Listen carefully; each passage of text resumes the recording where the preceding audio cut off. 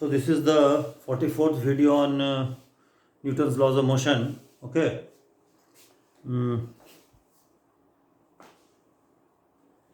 This is in continuation of the 43rd video.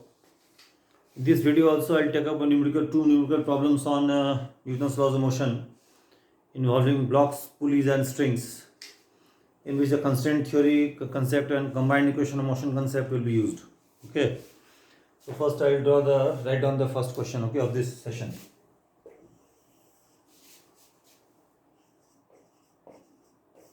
Example 1. Okay. So consider the diagram shown below. Consider the diagram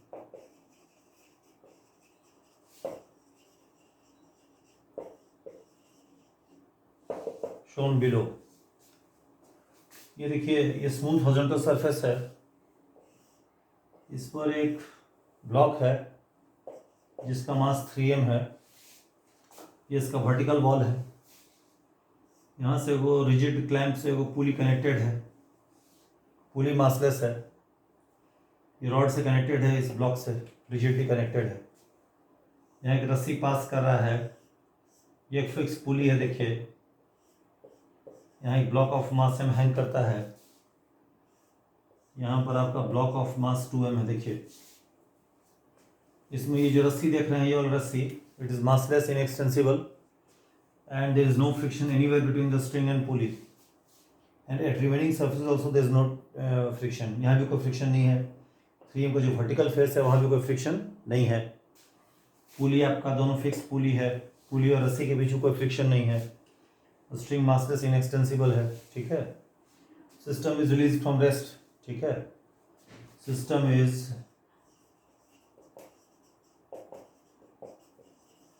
released from rest. Okay, question is to find the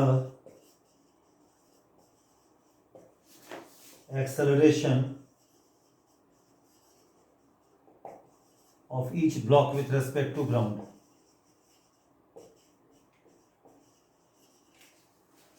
With respect to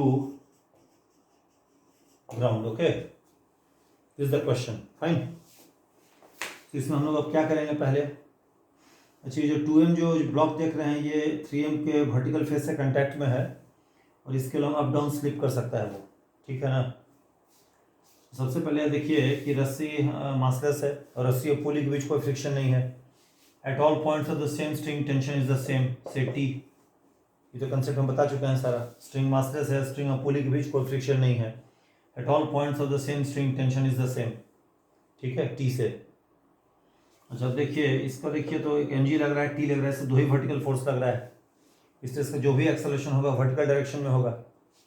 मान लेते हैं ground में इसका acceleration a है upward direction में, अब नीचे भी लेके कर सकते हैं, कोई दिक्कत नहीं है।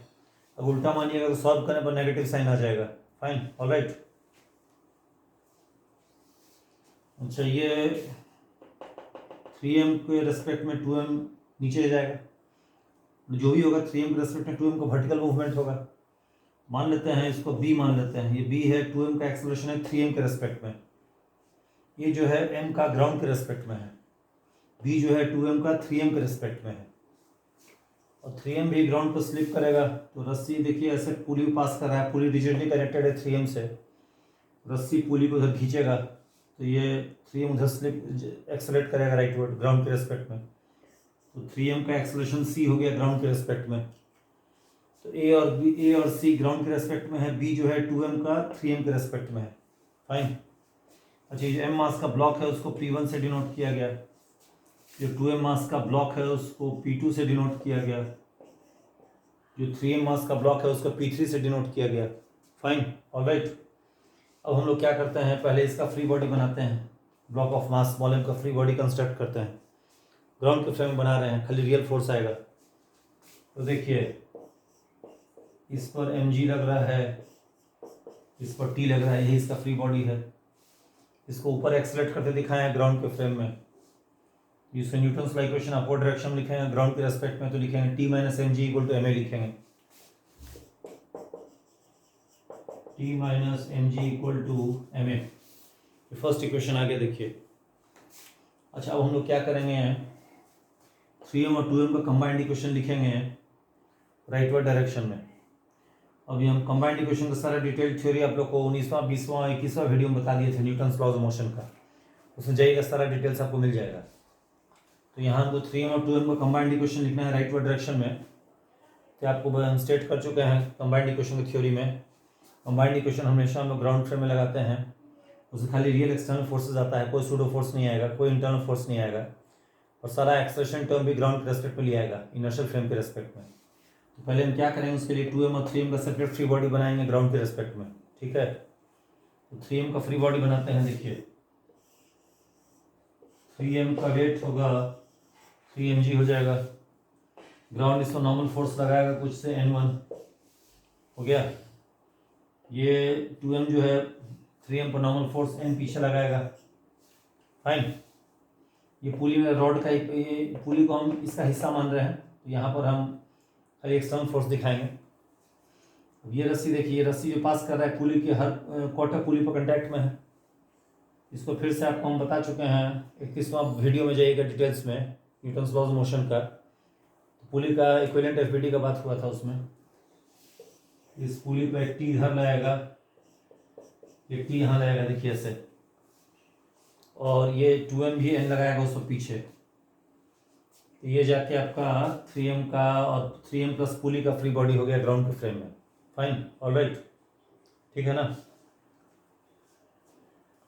तो ये आपका 3m का फ्री बॉडी हो गया ग्राउंड के रेस्पेक्ट में। अच्छा, 2m का भी ग्राउंड के रेस्पेक्ट में फ्री बॉडी बनाते हैं। अब 2m का फ्री बॉडी बनाएंगे तो ग्राउंड में तो क्या आएगा, 2mg आएगा, t ऊपर लाएगा उस पर, 2m 3m पर n इधर लगा रहा है, 3m 2m पर n उधर लगाएगा न्यूटन्स थर्ड लॉ से। क्या देखिए ऐसे 3m जो है 2m पर नॉर्मल फोर्स राइटवर्ड डायरेक्शन में लगाएगा और न्यूटन्स थर्ड लॉ। ये 2m का फ्री बॉडी हो गया ग्राउंड के फ्रेम में, और ये 3m का फ्री बॉडी प्लस पुली का फ्री बॉडी हो गया ग्राउंड के फ्रेम में। हमको इन दोनों का कंबाइंड इक्वेशन लिखना है राइटवर्ड डायरेक्शन में। जिसमें हम लोग जानते हैं कंबाइंड इक्वेशन खाली एक्सटर्नल फोर्सेज आता है, कोई इंटरनल फोर्स नहीं आता है। और ये दो n जो देख रहे हैं इंटरनल फोर्स है इन दोनों सिस्टम के लिए, आउट ऑफ कंसिडरेशन हो गया। ये टी जो देख रहे हैं ये भी इंटरनल फोर्स हो गया इन दोनों के लिए, दोनों वर्टिकल टी जो लग रहा है इंटरनल फोर्स हो गया। इस सिस्टम 3m प्लस 2m का एक्सटर्नल फोर्स का रिस्पॉन्स कौन सा है, ये वाला है, ये वाला है, ये वाला है और ये वाला है। अब इस डायरेक्शन में लेंगे तो एक्सटर्नल फोर्सेस का खाली टी का कंपोनेंट आएगा, बाकी सब राइट एंगल पर है, उसका कोई कंपोनेंट उधर एग्जिस्ट नहीं करेगा, ठीक है ना। इस सब net external force on 3m plus 2m in this direction simply T होगा, ये वाला टी। तो टी को लिख देंगे क्या चीज, 3mc, 3mc, where 3m is the mass of this, c is the acceleration of 3m with respect to ground in this direction, plus 2m। देखिए यहाँ पे भी c ही लिखाएगा, 2m टाइम्स c ही लिखाएगा, उसमें भी क्या लिखाएगा, 2m टाइम्स c। समझ रहे हैं बात समझे क्या बोले, 2m times c will be written there, वहाँ पर 2m टाइम्स c हमको लिखना होगा, 2m टाइम्स c। बात समझ रहे हैं। और मान लीजिए हम समझाने के लिए बोलते हैं तो क्या करेंगे, हम क्या करेंगे, ब्लॉक को नेम कर देंगे जिसका एक्सेलेरेशन डिटरमिन करना है। तो नेम तो पहले ही कर चुके हैं, P2 लिखना है उस डायरेक्शन में, तो उस डायरेक्शन को लेबल दे देंगे से एक्स एक्सिस।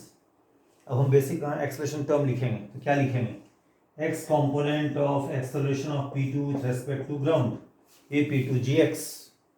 Okay fine. ये पूरा आपको 32nd 33rd वीडियो जाएगा न्यूटन्स लॉ में, सब मिल जाएगा, प्लेलिस्ट में डाला हुआ है।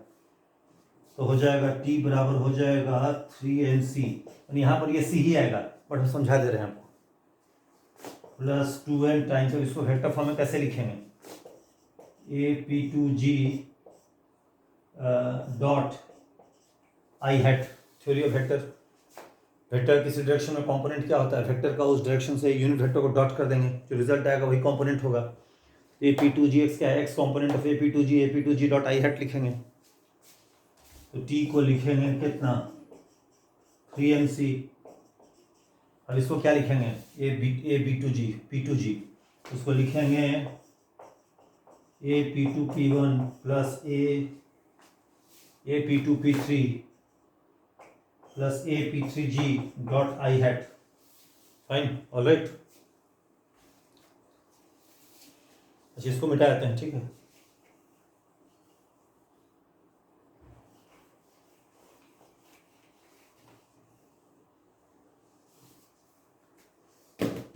तो देखिए क्या लिखाएगा ये, टी बराबर 3mc प्लस 2m टाइम्स ए P2 क्या होगा, वेक्टर बी हो जाएगा, और ए P3G क्या होगा, वेक्टर सी होगा। डॉट आई हैट कर देंगे, आई हैट आपको unit vector along x axis है, राइटवर्ड डायरेक्शन। तो T equal to 3mc plus 2m b dot i hat plus c dot i hat, ठीक है। तो T बराबर 3mc plus 2m b dot i simply क्या हो जाएगा, जीरो का, बी और आई हमेशा राइट एंगल पर है, दो परपेंडिकुलर वेक्टर का डॉट प्रोडक्ट हमेशा जीरो होता है, तो B dot i hat become zero, C dot i hat होगा C into 1 into cos 0 degree which is simply C, cos 0 degree 1 होता है, ये सी आ गया, वही जो शुरू में बोल रहे थे, समझा के लिख दिया आपको।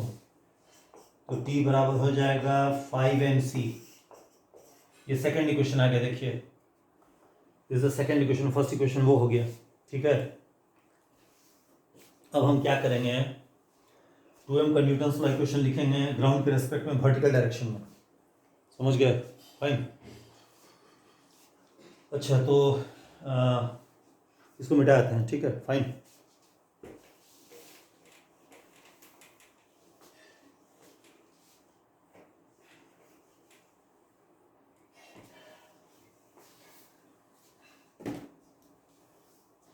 अब हम 2m को न्यूटन्स लॉ इक्वेशन लिखेंगे ग्राउंड के रेस्पेक्ट में वर्टिकल डायरेक्शन में, ठीक है ना। तो इसका फ्री बॉडी ग्राउंड में बना हुआ है, देखिए उसी को यूज कर लेंगे, इसको नीचे एक्सेलेरेट करा रहे हैं, ठीक है ना। तो क्या लिखेंगे, 2mg माइनस टी बराबर, यहाँ क्या लिखेंगे, ग्राउंड में लिख रहे हैं तो एक्सेलरेशन क्या लिखेंगे, 2m into acceleration of P2 with respect to ground in downward direction, fine, alright. तो उसको लिखेंगे, टर्म को कैसे लिखेंगे, a P2G y, downward direction को y एक्सिस मान लिए, वर्ड्स में क्या बोलेंगे, y component of acceleration of P2 with respect to ground, y component of acceleration of P2 with respect to क्या, ground, alright, fine. y component of acceleration of P2 with respect to what, ground, A P2G y। देखिए ये तो हम बता चुके हैं पहले भी, जिस फ्रेम में न्यूटन्स लॉ लगाएंगे एक्सेलरेशन उसी के फ्रेम के रेस्पेक्ट में लेंगे। यहाँ से न्यूटन्स लॉ लगा रहे हैं डाउनवर्ड डायरेक्शन में, यहाँ जो एक्सेलरेशन इसका लेंगे डाउनवर्ड डायरेक्शन में, ग्राउंड के रेस्पेक्ट में लगाएंगे क्योंकि ग्राउंड फ्रेम में लगा रहे हैं न्यूटन्स लॉ। अब इसको क्या लिखेंगे, 2mg minus T 2m times, इसको कैसे लिखेंगे, will express it as a dot product. Again ये वाला बी ही आएगा, ए P2G बी आएगा, उसको समझा दे रहे हैं, ए P2G डॉट जे हैट, इसमें जे हैट क्या है, unit vector along y axis, 2m। अब ए P2G को फिर से क्या लिखेंगे, a P2P3 plus a P3G dot j hat, alright, fine. इसको मिटा देते हैं डायग्राम को, ओके, या इस 3 लाइन को मिटा दीजिए, इसको रहने देंगे, इसको मिटा देते हैं।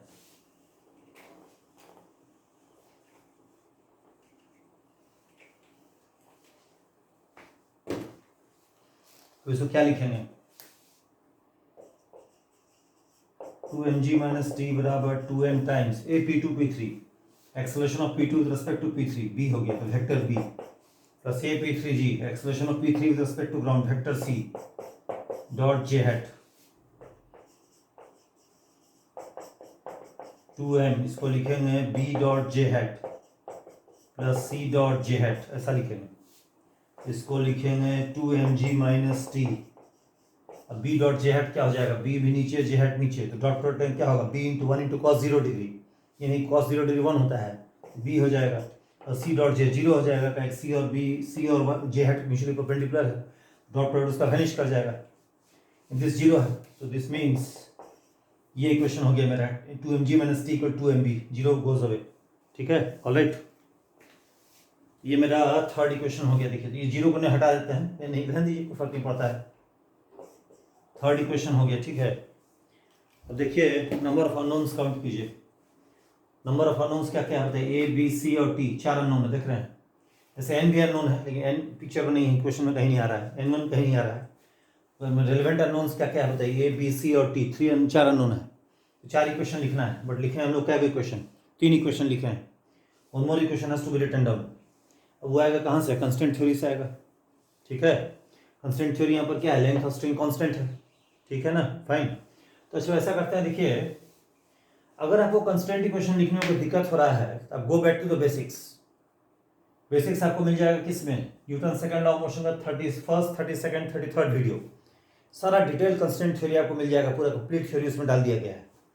You go back to the basics of the constant theory, constant theory के बेसिक्स में जाइएगा, सारा आपको डिटेल मिल जाएगा। फिर भी मान लीजिए हम समझाने के लिए यहाँ हम कंस्टेंट इक्वेशन लिखते हैं तो हम basics principle first principle use करके लिखते हैं इसको, ठीक है, मैंने ABC का रिलेशन हमको चाहिए, ठीक है ना। इसको मिटाते हैं बाकी सब, ठीक है। ये 2MB हो गया, जीव चला गया है ना।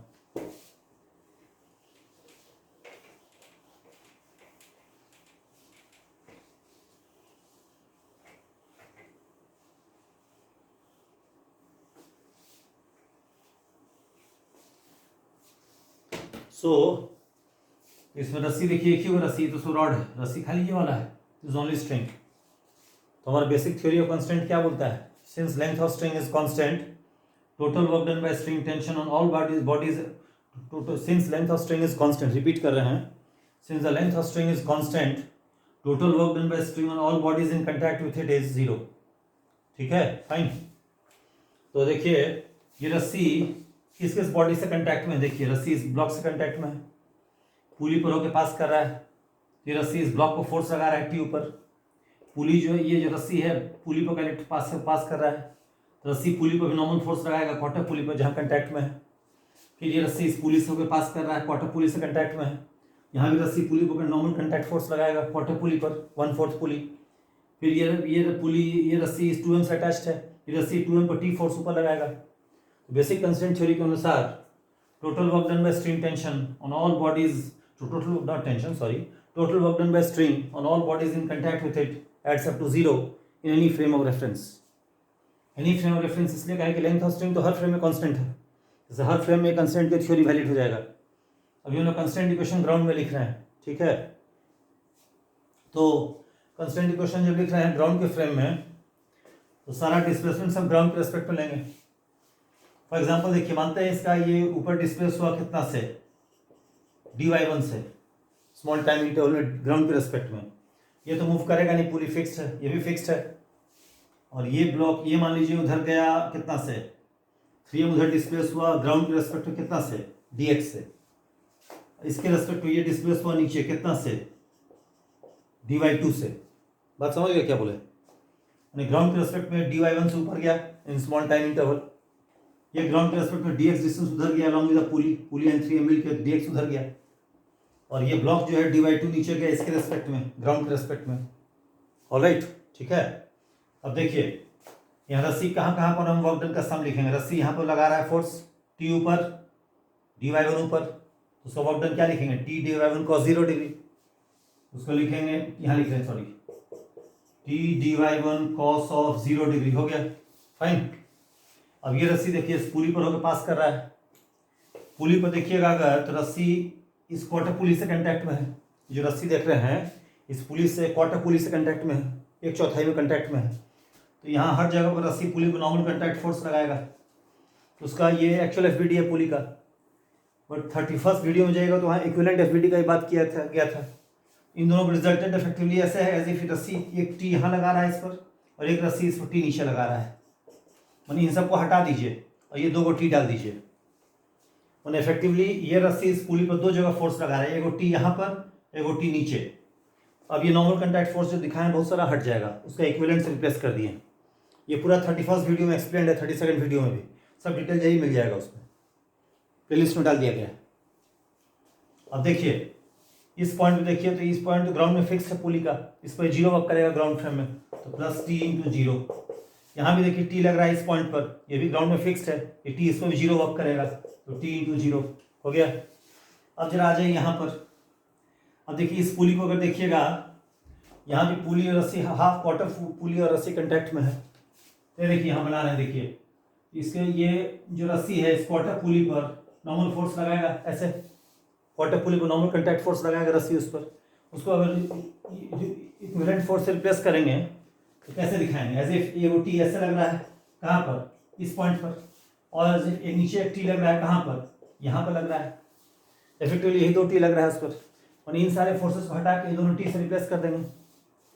अब यहाँ देखिए, यहाँ पर टी, इस पुली पर टी ऐसा लग रहा है, देखिए ऐसे, और ये पुली उधर उतना ही डिस्प्लेस होगा जितना ये डिस्प्लेस होगा ग्राउंड के रिस्पेक्ट में, रिजिडली अटैच्ड है उससे।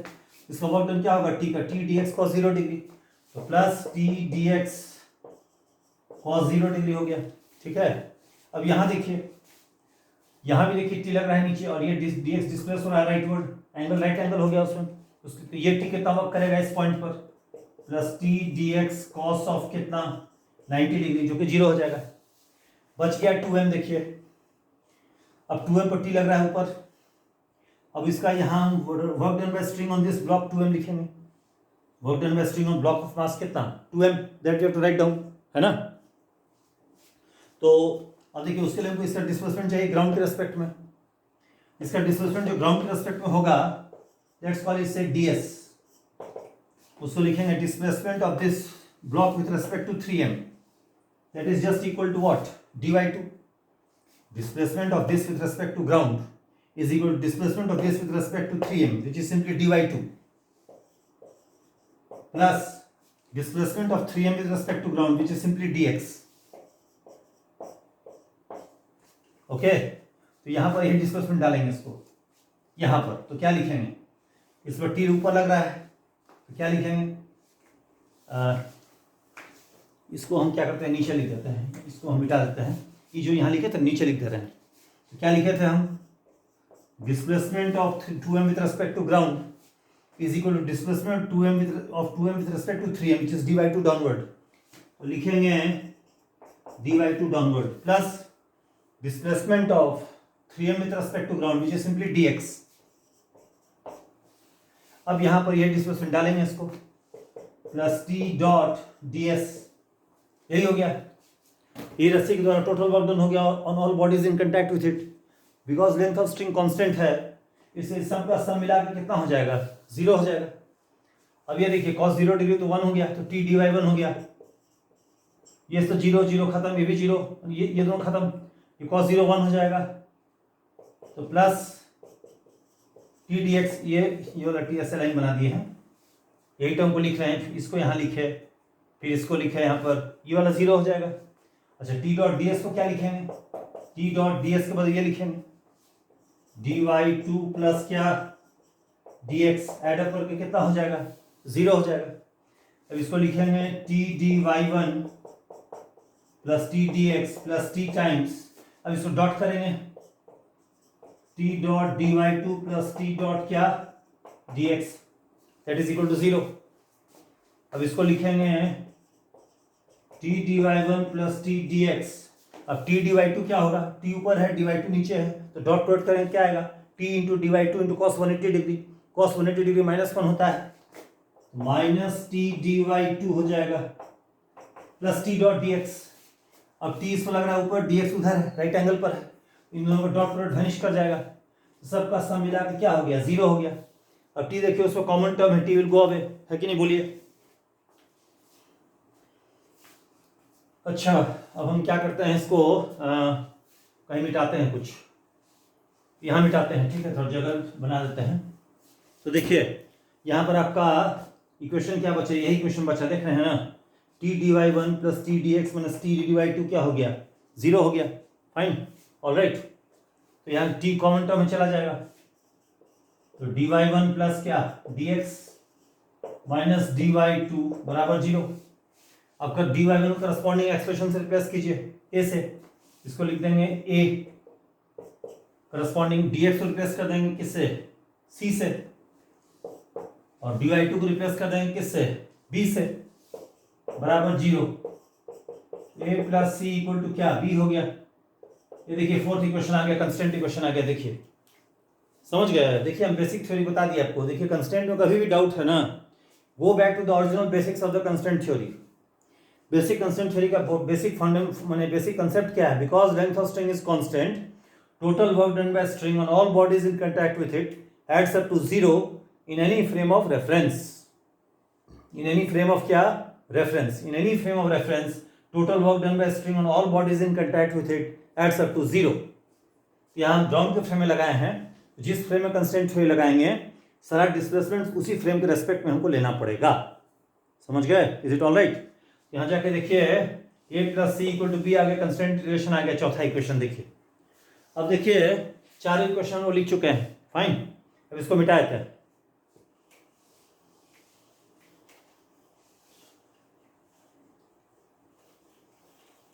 कहीं भी कंस्टेंट थ्योरी में डाउट हो, go back to the original basics. Concept इतना ही है कंस्टेंट थ्योरी का, because length of string is constant, total work done by string on all bodies in contact with it is 0 in any frame of reference.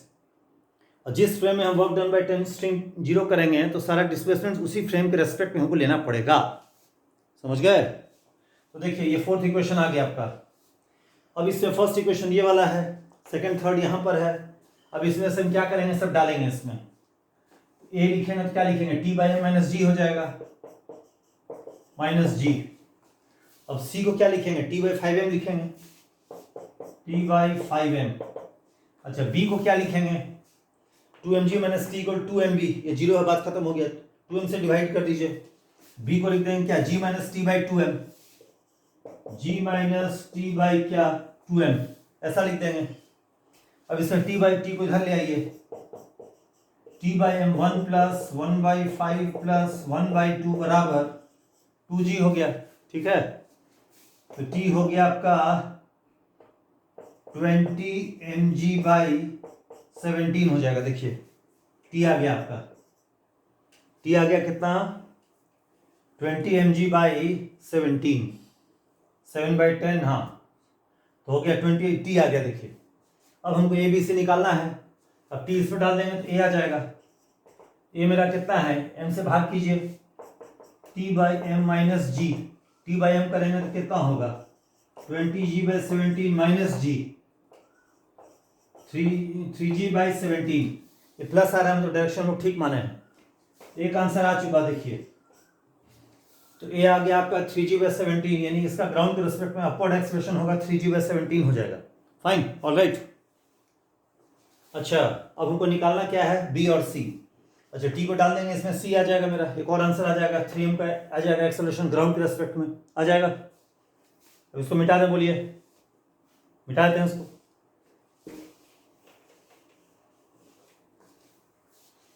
तो T का value इसमें सी से देख सकते हैं, सेकंड इक्वेशन से सी क्या होगा, टी बाई 5m होगा। तो सी को लिखेंगे टी बाई 5m, तो 5m से भाग करेंगे तो क्या होगा, 4g बाई 17 हो जाएगा।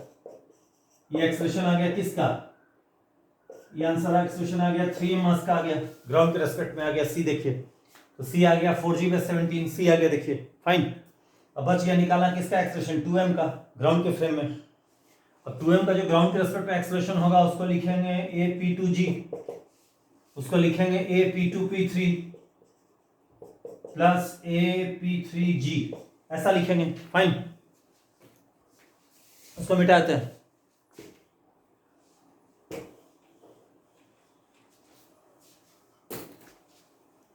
तो देखिए ये देखिए इसमें ये मेरा AP2G लिखा है, AP2P3 क्या हो गया, वेक्टर B हो गया प्लस AP3G, AP3G क्या हो जाएगा, वेक्टर C है। देखिए ये AP2G हो गया, इसका मैग्नीट्यूड क्या होगा, फ्रॉम पैरेललोग्राम लॉ होगा root under magnitude of AP2G क्या लिखेंगे, B square plus C square plus 2BC into cos of angle between B and C।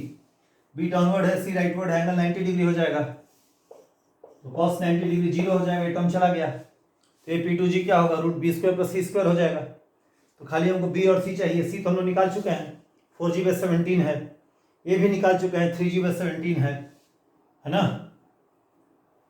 तो ये हो जाएगा आपका, मतलब B अभी कंस्टेंट इक्वेशन हम लोग लाए थे, B क्या हो जाएगा, A प्लस C हो जाएगा। अब यही लाए थे ना कंस्टेंट इक्वेशन से, ये गया ए प्लस, यही था ना, TA plus TC minus TB, हाँ यही था। तो ए और सी डालिए तो B आ जाएगा इसमें। ए कितना था, 3g बाई 17 था, C कितना था, 4g बाई 17 था,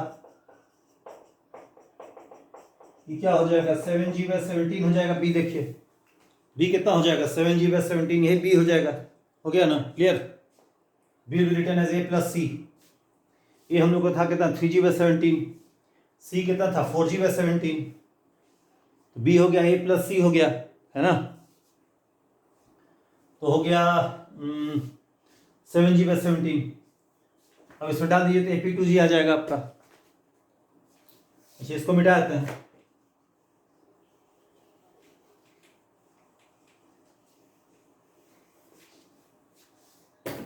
AP2G हो जाएगा √b² + c²। b मेरा हो गया 7g/17 हो गया, 7g/17 का whole square plus c²। c था 4g/17, 4g/17 का होल स्क्वायर। अब g/17 बाहर आ जाएगा, कॉमन टर्म है, स्क्वायर रूट लेंगे तो बचेगा क्या चीज 7² + 4² बचेगा। ये हो गया 49 + 16 65 हो जाएगा, 17 हो जाएगा। देखिए ये P2 का ग्राउंड में एक्सेलरेशन हो गया। देखिए तो P2 का ग्राउंड में जो एक्सेलरेशन होगा वो होगा g√65/17 हो जाएगा। ये जाके रिक्वायर्ड एक्सेलरेशन ऑफ 2m हो जाएगा विथ रेस्पेक्ट टू ग्राउंड हो जाएगा। देखिए इस तरह से जाके एक फुल क्वेश्चन हम डिस्कस कर दिए 44th वीडियो में, समझ गए। इसको ठीक से देखिए, समझिए, कोई डाउट हो कमेंट बॉक्स में डालिए, इसे एक्सप्लेन कर देंगे। हम बार बार बोल रहे हैं कंस्टेंट थ्योरी का बेसिक कंसेप्ट याद होना चाहिए, जो बार बार हम रिपीट कर रहे हैं। Because length of string is constant, therefore total work done by string on all bodies in contact with it is 0 in any frame of reference। यही कंस्टेंट का बेसिक थ्योरी है, दैट्स ऑल। तो कहीं भी अगर कंस्टेंट इक्वेशन लिखने में doubt हो रहा है, दिक्कत हो रहा है, आप इसी कंसेप्ट का यूज करके स्टेटमेंट लिखिए। जिस फ्रेम में कंस्टेंट इक्वेशन लिखिएगा, टी डॉट डिस्प्लेसमेंट करते समय डिस्प्लेसमेंट उसी फ्रेम के रेस्पेक्ट में आपको लेना पड़ेगा। बात समझ में आ गया? इसको ध्यान दीजिएगा तो हो जाएगा इससे, ठीक है। अब अगला वीडियो बनाएंगे ऐसे इस टाइप और प्रॉब्लम टेकअप करेंगे अभी, ठीक है। अब इसको क्लोज कीजिए।